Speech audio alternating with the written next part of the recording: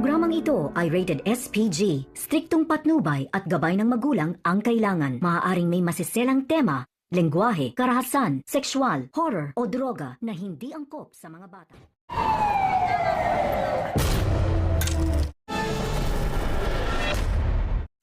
Tuluyan na nga pinatakas ni Roberto at Miguelito ang mga preso sa loob ng bilangguan. Dagdag puwersa nila ito sa paglusob nga nila sa City Hall. Kaya naman agad nga nilang pinlanong mabuti ang lahat. Sumugod sila sa City Hall at wala silang pinipili.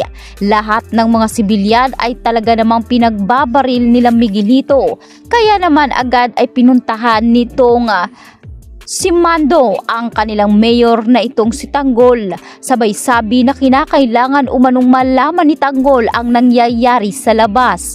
Kaya naman dito nakita nitong si Tanggol mula sa telebisyon itong si Kaabet na kung saan nagbibigay ito ng impormasyon kasama nga ang mga gerero at sirigor. Kabilang din sa mga hostage ang ina ni Tanggol na si Marites.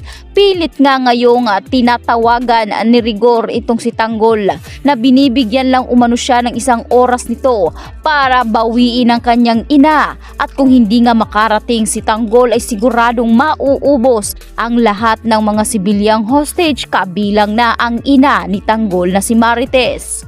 Samantalang nalaman na nga ni Tanggol ang lahat ng problema, kaya agad nga sinabi ni Tanggol kay Mando na ipakalat ang lahat ng mga kapulisan. Pumasok si Tanggol sa kanyang opisina at dito niya babalikan ang mga pangakong binitawan niya na hindi niya na kailanman gagamitin ang uniforme ng Timwating na kung saan sa kanilang grupo ay siya na lamang ang natira. Ngunit dahil sa tindi ng tawag ng taong bayan at tungkulin sa batas ay mapipilitan si Tanggol na mulingang isuot ang naturang uniforme. Humihingi siya ng gabay sa kanyang mga kaibigan, kasama na rito ang Poong Nazareno. Kaya napasugod si Tanggol mag-isa sa building na tinutukoy ni Roberto at doon niya kinalaban ang mga gerero maging itong si Rigor. Sino ang makakalabas ng buhay sa naturang gusali na pinasabog?